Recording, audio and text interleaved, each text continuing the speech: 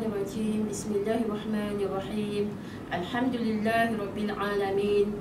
Assalatu wassalamu ala asyrafil anbiya'i wal mursalin wa ala alihi wa ashabihi ajma'in.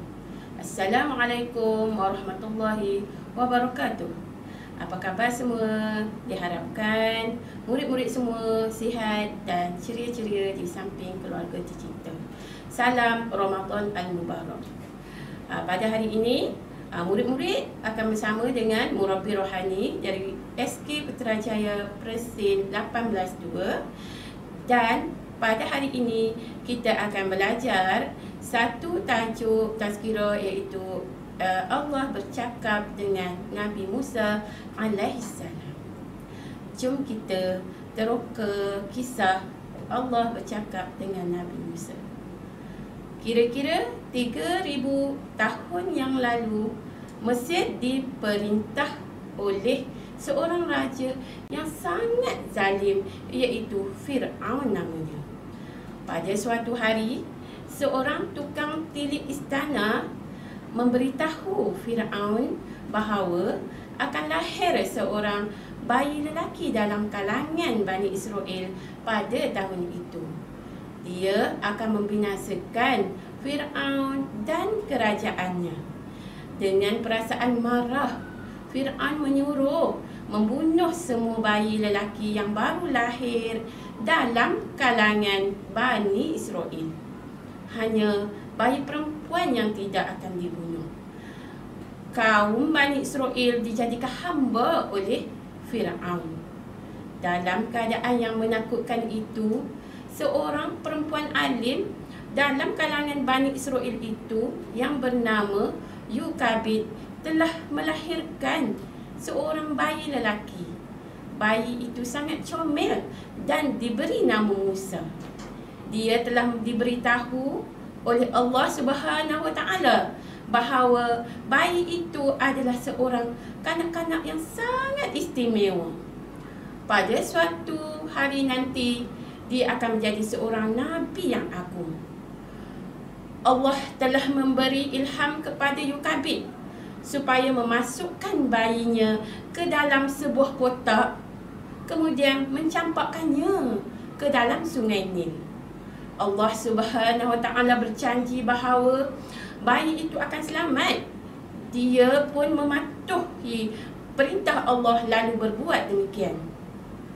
Ketika arus sungai menghanyutkan kotak itu, kakaknya sentiasa mengawasinya. Akhirnya kotak itu terdampar di tepi tebing di depan istana raja. Bayi itu dipungut oleh seorang hamba di istana Fir'aun. Dia dibawa kepada ratu, iaitu permaisuri Fir'aun yang sangat penyayang dan baik hati. Sebaik sahaja melihat bayi itu, permaisuri terus berteriak, "Oh, bayi yang sungguh comel dan cantik. Barang siapa melihatnya pasti akan mengasihinya." Walaupun raja membantah, namun ratu tetap berkeras hendak memelihara bayi itu di dalam istana. Dia disayangi seperti anak sendiri. Nabi Musa alaihissalam dibesarkan dengan penuh kasih sayang. Dia mendapat pendidikan yang terbaik. Dengan tidak disengajakan, pada suatu hari, Nabi Musa telah membunuh seseorang. Fir'aun berhasrat untuk membunuh baginda. Oleh itu, Musa alaihissalam secara senyap-senyap meninggalkan kota dan mengembara ke suatu tempat yang bernama Madian. Di sana anak-anak, baginda bertemu dengan Nabi Syuaib alaihissalam dan mengahwini anak perempuan baginda. Selepas beberapa tahun tinggal di lembah Madian yang cantik itu, Nabi Musa alaihissalam kembali ke Mesir bersama keluarganya. Mereka pun bergerak perlahan-lahan menuju ke Gunung Sinai. Mereka meredah gurun dan lanskapnya berbatu batan dan sungguh menggerunkan. Pada suatu malam yang sejuk di musim dingin, ketika hari semakin gelap, mereka seolah tersesat jalan.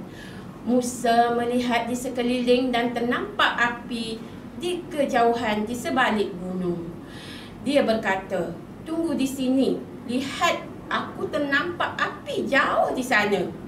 Mungkin aku dapat cari di mana kita berada atau mendapatkan puntung api untuk memanaskan badan kita. Apabila Musa tiba di tempat cahaya, Allah bercakap dengan baginda dan memberikannya kebijaksanaan dan mukjizat. Allah memberitahu Musa bahawa dia telah memilih baginda sebagai utusannya. Allah memerintahkan Musa supaya pergi berdakwah kepada Firaun yang sangat zalim itu. Untuk mengetahui lebih lanjut lagi tentang mesej dan maksud ayat-ayat Allah, bacalah dan hayati surah Toha ayat 38 hingga 40 dan surah Al-Qasas ayat 7 hingga 35 yang menceritakan tentang Allah bercakap dengan Nabi Musa AS. Baiklah murid-murid, setelah kita mendengar kisah ini, marilah kita mengambil pengajaran bahawa hati manusia dapat dilembutkan dengan ayat-ayat Al-Quran seperti surah Toha ayat 1 hingga 5. Ustazah harapkan semua murid-murid memahami dan mengamalkan amalan berdakwah kepada sesiapa sahaja dengan jalan dan cara yang terbaik dan bijaksana. Sekian saja perkongsian Ustazah pada hari ini. Diharapkan perkongsian ini dapat memberi manfaat kepada murid-murid semua. Jumpa lagi di lain masa. Wabillahi taufiq wal hidayah. Wassalamualaikum warahmatullahi wabarakatuh.